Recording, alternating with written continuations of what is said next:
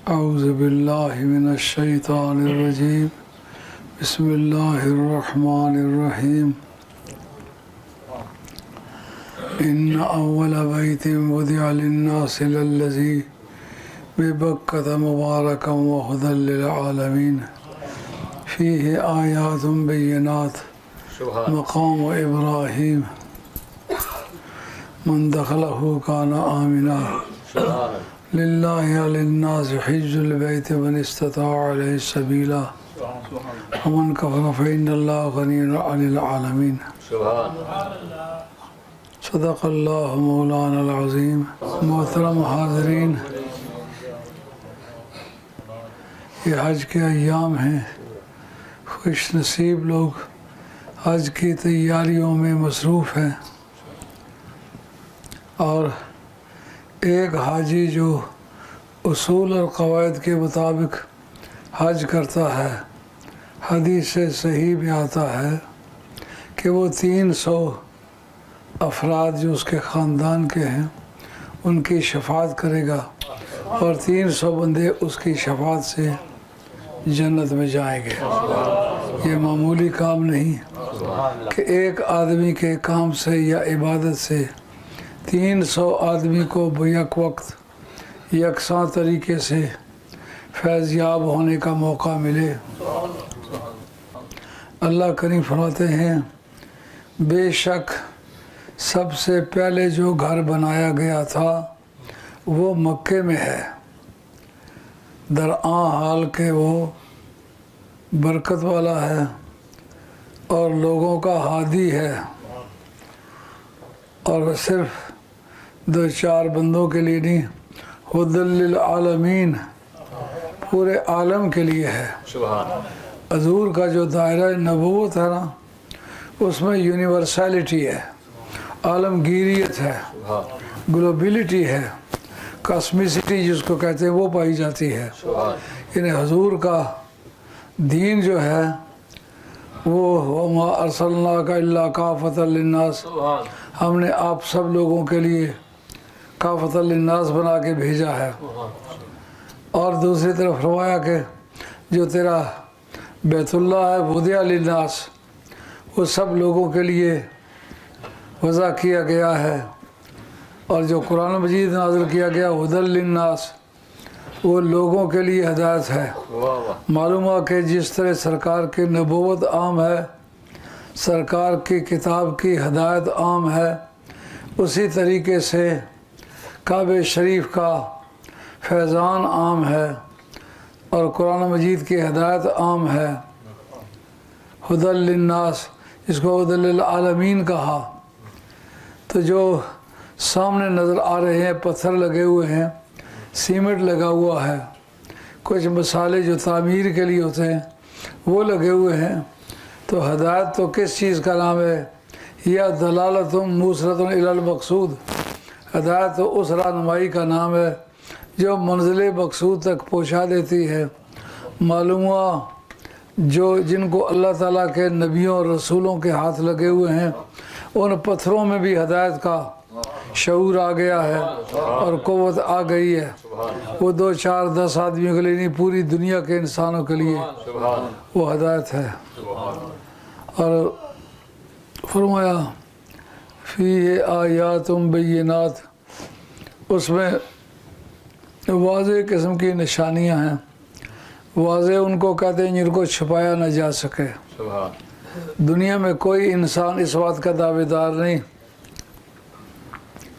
कि उस पर पत्थर पर जो निशान हैं वो मेरे हैं, मेरे अब्बा जी के हैं, किसी और नबी के हैं, किसी और रसूल के हैं। इन तमाम इंसानियत इस पर मुत्तफ़िक चली आ रही है कि वो वही पत्थर है जिस पर हज़रत इब्राहीम अलैहिस्सलाम के पाँव लगे थे। अब पाँव में एहसास पैदा हो जाए कि ये पैगंबर के पाँव हैं, वह पिघल जाए, इससे नबियों की अज़मत का फ़ैसला होता है कि नबी का वजूद कैसा अजीब व गरीब है, जिसकी अज़मत और तक़द्दुस को पत्थर भी पहचानते हैं। मुअज़्ज़ात के चैप्टर में इसकी बड़ी हैसियत है। पत्थर जो ना कहीं लिखने पढ़ने गया है, न किसी ने उसको तरबियत दी है, वो एक पत्थर है, मगर नबी के पाँव चूमते वक्त वो पिघल गया। उसे साबित कर दिया गो मैं पत्थर हूँ, लेकिन उन कई करोड़ इंसानों से बेहतर हूँ कि जो नबियों के पाँव को बेकीमत समझते हैं। उनके मुकाबले में मेरी हसासियत ज़्यादा उम्दा है कि मैं नबी और गैर नबी में फ़र्क जानता हूँ। और नबूवत एक अमर गैबी है, यानी जो अल्लामा बेज़ावी ने गैब की तारीफ़ की है, माला युद्रिकुहुल हिस्सो वला तक़्तदी बदाअतुल अक़्ल, जिसको अवासे खमसा ज़ाहिरी यानी देखने से देखी न जा सके, सूंघने से सूंघी न जा सके, चखने से चखी न जा सके, सुनने से सुनी न जा सके, छूने से छुई न जा सके, उस चीज़ का नाम होता है गैब।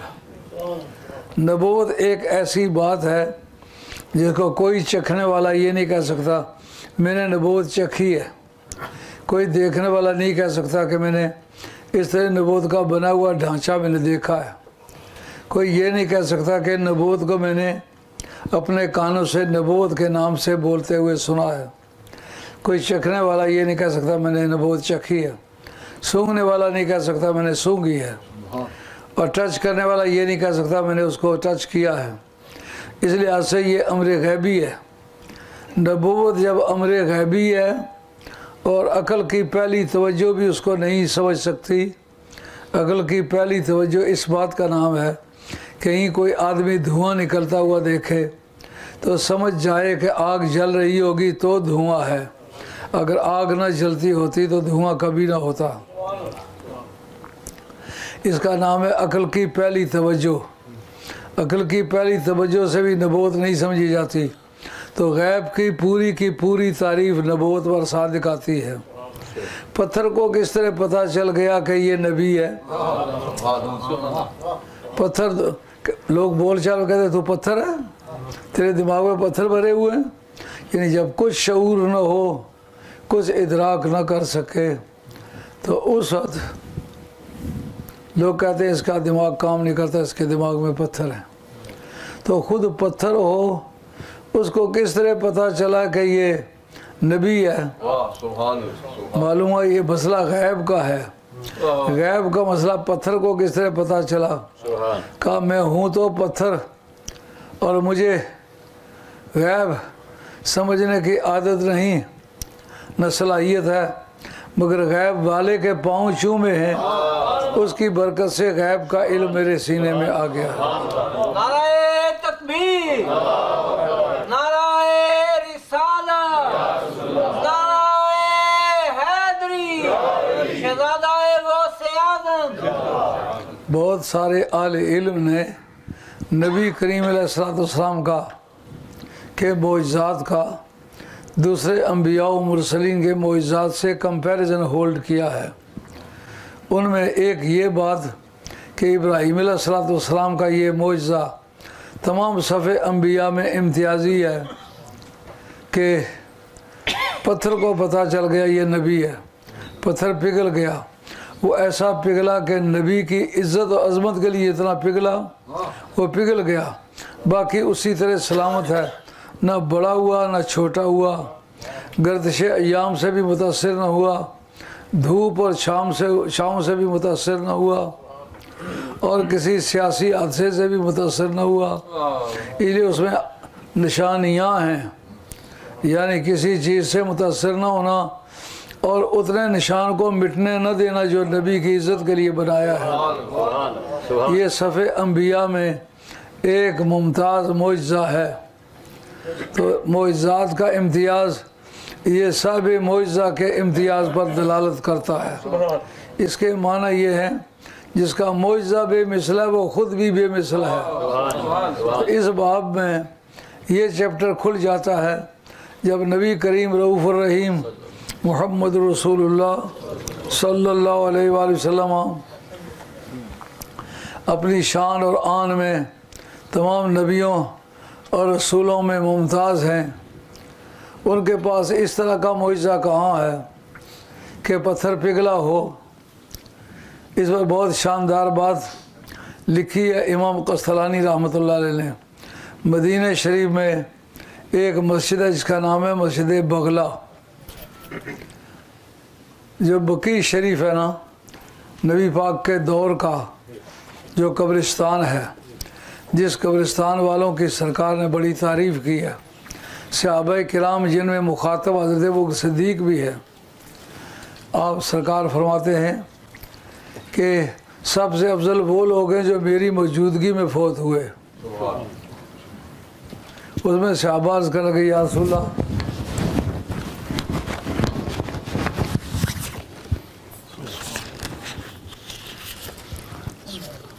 जज़ाकल्लाह, अल्लाह आपको बरकत दे।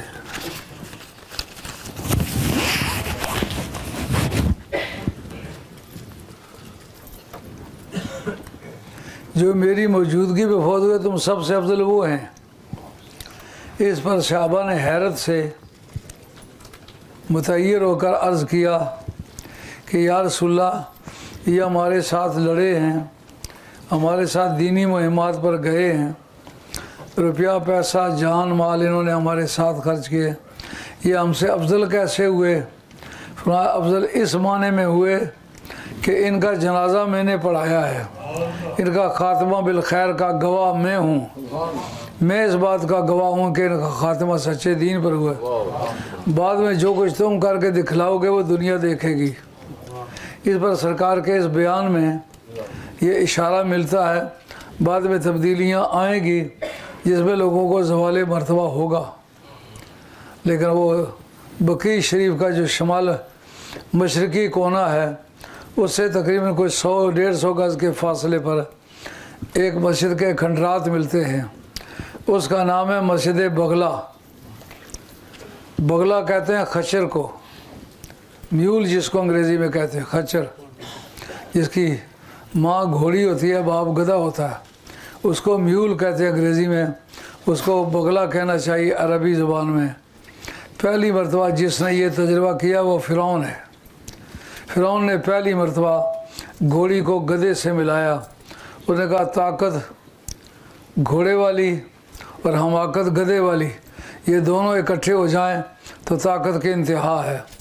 बेहद बदबख्त आदमी था मगर था होशियार। उसने ऐसा किया, उसने खच्चर की इब्तिदा की है। मस्जिद बगला उसका नाम है। अब सवाल उठा ये मस्जिद बगला नाम क्यों पड़ा है? इमाम कस्तलानी साहिब मुआइबुल दुनिया जिनका सन वफ़ात 923 है, जिनकी बड़ी मशहूर किताब है अल मुआइबुल दुनिया बिल मिनाखिल मोहम्मदिया। फिर वाकई ये किताब इमाम जलालुद्दीन सयूती की है। कहीं इनके हाथ लग गई, इन्होंने अपने नाम पर छाप दी, तो हज़रत इमाम जलालुद्दीन सयूती ने इनके ख़िलाफ़ केस किया कि ये मेरी किताब है, चोरी इन्होंने की है। जब वो अदालत में पेश हुए उन्होंने कहा कि ये किताब मेरी है। इमाम सयूती ने चंद हवाला जात कहे, उनका उसमें फ़लाँ फ़लाँ किताब का मैंने हवाला दिया है, अगर आपने वो किताब लिखी है तो आप उन किताबों के असली रेफरेंसेस जो हैं वो लाएं और पेश करें अदालत में। इसमें वो रह गए। अदालत ने फ़ैसला कर दिया वाकई ये सयूती की किताब है, ये कस्तलानी की किताब है, पर किताब बहुत मुफीद है। उसके अंदर मस्जिद बगला का हाल लिखा है कि सरकार तशरीफ़ ले जा रहे हैं, सरकार खच्चर पर सवार हैं, पुख्ता पत्थर पर खच्चर ने पाँव रखा, पत्थर पिघल गया और खच्चर का पाँव पत्थर के अंदर चला गया। सहाबा किराम में शोर मच गया, यार ये पत्थर तो बड़ा पुराना यहाँ पड़ा हुआ था, पुख्ता पत्थर है, ये हजूर के खच्चर मुबारक ने उसी के पाँव रखा तो ये पिघल गया, घोड़े का खच्चर का पाँव पत्थर के अंदर चला गया, ये क्या माजरा है? सहाबा इकट्ठे हो गए, उनका ये बड़ी यादगारी चीज़ है। इब्राहीम अलैहिस्सलाम ने पाँव रखे थे, पत्थर पिघला था, वो पैगंबर के पाँव थे, ये पैगंबर के खच्चर के पाँव हैं, ये पैगंबर के पाँव नहीं है। तो अब जाहिर है पैगंबर के पाँव से पिघल जाना इसमें उतना अनोखापन नहीं है, उतनी नुदरत नहीं है जितना कि नबी के खच्चर के पाँव रखने से पत्थर पिघल जाए। उनका इस जगह मस्जिद बनाओ। जो कहते हैं कि बाज़ बुज़ुर्गों के नाम पर जो तुमने मस्जिदें बनाई हैं ये गलत काम किया है, मस्जिदें अल्लाह की हैं, तो अल्लाह के नाम पर अल्लाह की मस्जिद कहो, फलां शख्स की मस्जिद न कहो। तो इसके जवाब में ये हदीस पेश की जा सकती है। सहाबा किराम ने कहा इस जगह मस्जिद बनाते हैं। मस्जिद क्यों बनाते हैं कि सरकार के खच्चर का पाँव लगा। खच्चर जानवरों की सफ़ों में अगर सरकार की सवारी न हो तो एक अदना जानवर है, तो अदना जानवरों के नामों पर मुकामात मुक़द्दसा के नाम रखना जायज़ नहीं है। तो सहाबा किराम ने मुत्तफ़िक़ा तौर पर उसका नाम मस्जिद बगला रखा, जबकि खच्चर सरकार की सवारी न हो तो एक अदना किस्म का जानवर है। कहा उसकी दनात सरकार की सवारी बनने से दूर हो गई है। वो अदना ही था, जब सरकार की सवारी बना, सरकार की सवारी बनने से अदना और ज़लील जानवर जो है वो एक अजीम तरीन जानवर बन गया। तो जो नबी करीम अलैहिस्सलातु वस्सलाम की सवार बने हैं उनका क्या हाल होगा। सरकार की सवारी बनने से अगर जानवर की माहियत बदल गई, उसकी फितरत बदल गई, उसकी शान बदल गई, उसकी नेचर बदल गई, तो बताइए असल हुसैन तो सरकार के ऊपर सवार हुए हैं। इसका फ़र्क महसूस करना पड़ेगा। नाराए तकबीर, नाराए रिसालत, नाराए हैदरी, शहज़ादाए गौसे आज़म। और उसके मुकाबले में ये कि सरकार के खच्चर के पाँव से पत्थर पिघल गया, ये तो जवाब हुआ उसका कि जो मकाम इब्राहीम है उसके मुकाबले में इम्तियाज़ कायम हो गया। लेकिन इसके सिवा भी कोई पेश रफ्त इसमें है, कहा है। वो कैसे है? हज़रत इमाम बहकी ने दलाइल नबूवत के अंदर लिखा है कि नबी करीम रऊफ़ रहीम सल्लल्लाहु अलैहि वसल्लम जिस नर्म ज़मीन पर पाँव रखते थे, पाँव का निशान नहीं पड़ता था। ये जो सिस्टम है ओपेसिटी का, यानी साया पड़े तो उसका असर नक्शे पर पड़े, इसको ओपेसिटी कहते हैं। तो अब देखना यह है कि सरकारी दो आलम अलैहिस्सलाम की ज़ात बाबरकात ने जब पाँव रखा ज़मीन पर, तो फिर ज़मीन की ओपेसिटी ने आपके पाँव के नक्शे को क्यों ले लिया, ओपेसिटी क्यों हाइल नहीं हुई? कहा उसकी वजह यह है कि पाँव का नक्शा बनता असल में उसके कशिश जर्रे शकील से। जब दबाव पड़ता है, कशिश जर्रे शकील हो तो उसका नक्शा पड़ता है। सरकारी दो आलम की ज़ात पाक नूर है, तो नूर का वेट नहीं होता। अगर वेट ना हो तो फिर पाँव का नक्शा नहीं बढ़ना चाहिए। इससे साबित हो गया सरकार की ज़ात पाक नूर है, इसकी वजह से सरकार के पाँव का नक्शा नहीं बना, पाँव का निशान नहीं पड़ा। कि वेट हो, ग्रेविटी हो, कशिश जर्रे शकील हो तो ज़मीन उसका फ़ोटो ले। जब उसमें कशिश जर्रे शकील ही नहीं है तो फिर। और बड़ी मज़े की बात लिखी है इमाम रब्बानी मुजद्दिद फसानी शेख अहमद सरहंदी रहमतुल्लाह ताला ने अपनी मकतूबात शरीफ में। वो फरमाते हैं दरअसल हर शय का साया शय से ज़्यादा लतीफ़ होता है। मसलन आदमी रोशनी में खड़ा है, आदमी के ढांचे में लताफत नहीं है, कसाफत है, एथेरिक बॉडी नहीं है, इसमें सबलिमिटी नहीं है। लेकिन इसका जो साया बनता है दीवार पर, रोशनी पड़ी साया बना, उसमें सबलिमिटी है, उसमें लताफत है। इस वजह से वो आदमी की बॉडी के मुकाबले में ज़्यादा लतीफ़ है। बॉडी में से हाथ नहीं गुज़रता, साए में से हाथ गुज़र जाता है। शय से शय का साया ज़्यादा लतीफ़ होता है, तो फिर शय का साया उस वक्त मुमकिन होगा जब किसी शय से किसी चीज़ की लताफत ज़्यादा लताफत मुमकिन हो। सरकार की ज़ात पाक जो है वो इतने लतीफ़ हैं कि उनसे ज़्यादा लताफत कायनात में किसी के लिए मुमकिन ही नहीं, इस वजह से उसको साया नहीं। तो जब लताफत इतनी है तो फिर आसमान पर जाते हुए आसमान कैसे रोके? आसमानी जितने तबकात हैं मेराज की रात वो कैसे रोके? तो ये मसला हज़रत इब्राहीम अलैहिस्सलाम के पाँव के नक्शे से चलकर यहाँ इख्तिताम पजीर होता है। तो फिर आयातुम बैयिनात, उसमें एक आयत नहीं कई आयतें हैं। पत्थर होके पिघले, ये एक आयत है। पत्थरों को उसको पता लगे ये नबी है, ये दूसरी आयत है। पत्थरों के उस नक्शे को कायम रखे, ये एक तीसरी आयत। हज़ारा उसमें निशानियां हैं। एक मकाम इब्राहीम होकर कई निशानियां हैं। मन दखलहू काना आमिना, और कुरान कहता है जो उसमें दाखिल हुआ उसको अमान मिल गई। इस पर इमाम शाफी और इमाम अबू हनीफा का इख्तलाफ है। इमाम शाफी कहते हैं अगर कातिल उस इहाते में दाखिल हो जाए उसको हथकड़ी लगानी चाहिए, हथकड़ी मार के गिरफ़्तार करके उसको वहाँ से निकालना चाहिए। इमाम अबू हनीफा फरमाते हैं मन दखला काना आमिना, कुरान कहता है जो उसमें दाखिल हो गया उसको अमान मिल गई। तो जब वो अंदर चला गया तो अमान तो उसको मिलनी चाहिए। इमाम शाफी बड़ा ज़हीन और बड़ा नुक्तादान आदमी है। वो कहता है मैं आपकी किताबों से एक हवाला पेश करता हूँ जो जवाब आप नहीं ला सकेंगे। पूछा क्या जवाब है, क्या सवाल है? उनका सवाल यह है, आपने कहा जिस आदमी ने काबे के अंदर कत्ल कर दिया हो उसको काबे के अंदर ही से गिरफ़्तार करना चाहिए। फिर आपने उसके लिए काबे के अंदर गिरफ़्तार करने का ऑर्डर क्यों दिया है? उन्होंने कहा मेरे और आपके कलाम में फ़र्क है। जो कत्ल बाहर करके अंदर आया है वो काबे के तक़द्दुस को तस्लीम करता है, वो जानता है काबा इज़्ज़त वाली जगह है, वहाँ जाऊँगा मुझे अमान मिल जाएगी। लेकिन जिसने अंदर कत्ल किया है वो काबे के तक़द्दुस का कायल नहीं है, वो काबे की बुज़ुर्गी का कायल नहीं है। तो ये जो पनाह उसको मिलनी चाहिए थी काबे की बुज़ुर्गी का अकीदा रखने की वजह से मिलनी चाहिए थी।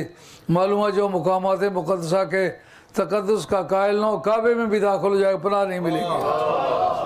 अब जनाब इमाम शाफी खामोश हो गए। तो कहा जो उसमें दाखिल हो जाए। आज का तजर्बा भी इस्लामी सच्चाई की एक वाज़ेह शहादत है। आप वहाँ भेड़ और भेड़िए को छोड़ दें, भेड़िया भेड़ पर हमला आवर नहीं होता। बाज़ को तीतर पर छोड़ दें, बाज़ तीतर पर हमला आवर नहीं होता। खरगोश पर कुत्तों को छोड़ दें, कुत्ते हमला आवर नहीं होते। ये सबूत है इस बात का कि इस काबे के फ़ैसले का ताल्लुक़ रब की ज़ात के साथ है। नहीं तो उन मिट्टी के ज़र्रों को कौन पहचाने, ये मुक़द्दस जगह है। अगर कुत्ता भी पहचानता है, बाज़ भी पहचानता है, भेड़िया भी पहचानता है, शेर को बकरी पर छोड़ो वो बकरी पर हमला आवर नहीं होता।